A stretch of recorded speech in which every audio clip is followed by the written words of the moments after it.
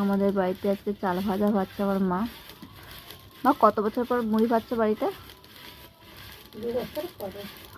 এখন সব মুড়ি মেশিনে ভাজা হয়, তো চাল ভাজা বলে মা বাড়িতে চালগুলো ভাজছে।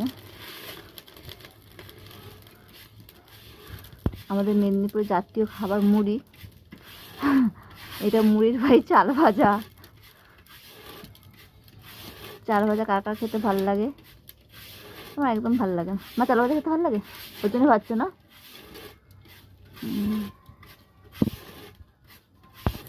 সেই যখন আমি ছোট ছিলাম তখন মা মুড়ি ভাজতো, তখন সবাই বাড়িতে মুড়ি ভাজা হতো।